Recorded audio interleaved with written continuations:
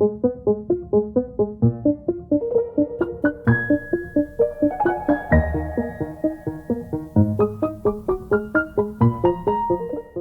folks, welcome back. In this video, we are going to discuss how to pretty much create our own soft asserts and handle assertion errors, okay? Let's go back to the hard assert class, okay? Let's go back, and actually, you know what? Let's go ahead and create a new class. I'm gonna go ahead and do this with you. Let's go ahead and create a new class, and let's call it handling hard asserts, okay? .java, okay? And then let's go ahead and create a main method, okay? And then I'm gonna go ahead and copy code from the previous class here where we're navigating to the website and everything. So I'm gonna go ahead and just copy all of this, and I'll go ahead and copy all of these variables as well that we will need to perform some assertions here, okay? The only thing I'm not copying is any of the soft asserts or that we performed in the previous video. So I'm gonna go ahead and copy this and just paste it here. Let me go ahead and just change the topic here to handling hard asserts, okay? Hard asserts, or in other words, handling the assertion error, okay? So I'm gonna go ahead and format this and so on, okay? So now what I'm gonna do is I'm not gonna use a soft assert class. In the previous video, we talked about soft asserts and we discussed how it works and we discussed some flaws of it and so on, okay? So if you haven't watched that video, please go back and watch that video. There's a lot of really great information here. And then once you come into this video, you'll know exactly what we're talking about, okay? So, now, we talked about the flaws of soft assert, basically not taking us or pointing to exactly where our code is failing, right? We saw how it worked and we saw how helpful it can be, okay? But it really isn't going to help you if you are verifying like 30 or 50 or more values that you need to verify, where it won't take you to the exact line of code of where that failure is happening. And that's actually something so useful for us. We'd like to go and see exactly where this line of code is failing, okay? So instead of using the soft assert class, let's go ahead and perform some assertions using the hard assert. Remember to select the assert class from the testng library, okay? Be very careful with this. A lot of students make this mistake. Just double check after you click on it that the import statement here says import assert class from the testng library. If you have the JUnit one, go ahead and delete it because that's going to basically give you something else, okay? So I'm gonna do assert equals. And what I want to do is I want to assert this page, this actual page title with this expected page title here. Give me a second, I pasted that wrong. Just like this, okay? And let's go ahead and, I'm purposely failing this, by the way, because the title of the page is going to return Chroma Tech Academy. In the previous video, I was purposely failing this, okay? Just to see how the soft assert class works and all, okay? So I'm gonna go ahead and run this program. I expect the program to not even make it to this point where I do driver.quit, okay? Because the program will terminate right here, okay? So let's go ahead and run this and see what happens, okay? So the browser opens and you see it stopped right there. It doesn't even continue and it doesn't do driver.quit.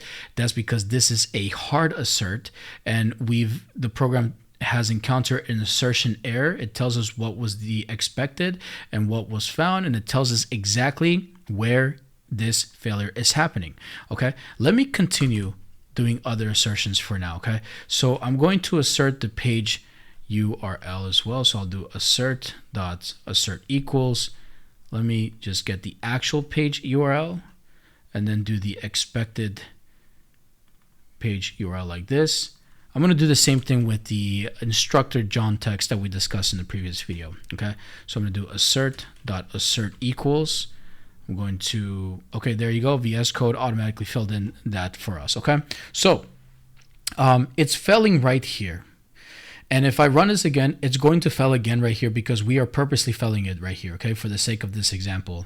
And it won't verify these values. So that's the thing about soft asserts when we talked about. There are going to be times where we don't want our program to fail just because maybe we're verifying 30 values, but two of those did not pass, okay, or the assertions failed. So we don't want a program to just terminate because of that. We would like the program to verify everything else, okay? So let's go ahead and run this program and see again that it's going to fail at that same line right here, okay? So then it stops right there, and the assertion error gets thrown again, same message again, and it points to us where the assertion error was thrown, and the program did not continue, right? So instead of using a soft assert class where we have to use the assert all statement at the end and the soft assert class not taking us to exactly where this line of code is, let's see if you remember this, okay? Very simple. Java Basics 101. In Java, if an exception is thrown and you want your program to continue, what do you have to do? Pause the video, think of it, and then come back once you've thought about it. Okay, so what we have to do, right, is just handle the exception. That's it, right? It's not rocket science. So one of the ways to handle this is using a try-catch block. So let's go ahead and write a try-catch block here, okay?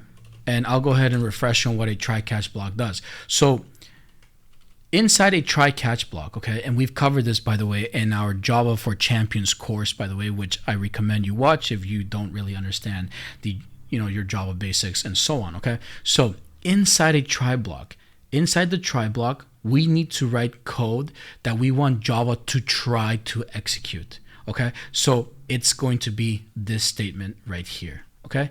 And let's go ahead and throw this here, and let's remove it from here, okay? So we're telling Java, hey, try to execute this code, okay? But if an exception is thrown, okay, catch that exception. And here we need to tell Java which exception. Here we want to handle the assertion error. And yes, it's called error, and we're going to talk about in the later videos the difference between why assertion errors are being handled or treated as exceptions when they're considered errors, okay? So I'm going to go ahead and specify the name of that exception or error here. We'll go ahead and give it any variable name. This is just a variable name. You can call it whatever you want, okay? So I'm going to go ahead and enter E here, like this, short for exception. So again, we're telling Java to try to execute this code. But if an exception is encountered or error is encountered, catch that error or exception, and inside the catch block, well, what do you want to do, okay? Traditionally, what we do in most projects is we just print the stack trace. Why? Because the stack trace message will take us exactly to where that error is happening and will also give us information like this, okay? But if you want to do something else, you definitely can. Here, I'm just going to do e.print stack trace, okay? So let's go ahead and write this code out, and let's go ahead and run this, and then let's see what happens with lines 40 and 42, okay? Let's go ahead and run this, and the browser opens, and the program still stops here. Something happened. Let's go check out what happened. Let's go check out what we're doing here with this program here. Okay, the stack trace message looks a bit differently. Okay, let's see what happens. So first, you see that the assertion error here, we handled it. We got the same thing, okay, but we are getting another assertion error when we're comparing the websites, because we also purposely failed this in the previous video as well. We added the keyword something at the end of the URL just to purposely fail it, okay? But here's the thing. The whole point is that the program continued, and that's what we wanted. The thing is that the program stopped right here, okay? It stopped right here because an assertion error was encountered, and we did not handle that assertion error for line 40. So let's go ahead and handle it, right? So let's go ahead and again throw it in a try catch block. So I'll do try, and then we need the catch block here, okay? And I'm gonna go ahead and tell Java to try to execute this code. Put it in the try block here. I'm just gonna delete it from here. I'm gonna format this code real quick. Okay, it's not compiling because we need to specify the type of exception or assertion error we want to handle. I'm going to call it assertion error E, and then here I'm going to do e.print stack trace. That's what we want to see. And you can do something else as well. Once my code is good and it compiles, I can format the code. Okay, so now we have two try catch blocks here. Okay, go ahead and print something else out here within the catch blocks if you want. Go ahead, you can do anything you want. I'm just telling you that traditionally we print the stack trace message out because we need to see exactly where the code is failing. Okay, so now I'm going to go ahead and run this program. Okay, let's go ahead and run it, and program continues, and it stops right here. Let's see what happened here. Okay, let's go ahead and stop this here. So let's look at the debug console. Wonderful. So we see the first stack trace message for the first assertion. The program continued. There was an assertion error for this one, but that's good. The program continued because it was expecting John, but found this. Okay, you know what we did here? Same thing that we discussed in the previous video. Here we are asserting these values, but I am not using the getText method, which returns a string. So even though I'm inspecting that element that holds the text John right here, I need to do here .getText, okay, because it did not return a string. Okay, so now let's go ahead and run it. Okay, let's go ahead and run this program, and let's see what happens. So the browser opens, and there you go, the browser closed. So the program continued. We did not have to use the soft assert class. We did not have to use the assert all statement. Okay, and lastly, we get to see the stack trace message or multiple stack trace messages to show us exactly where these errors happen, and it takes us exactly to where this code threw that exception or that error, right? And that is very convenient. That's what we want.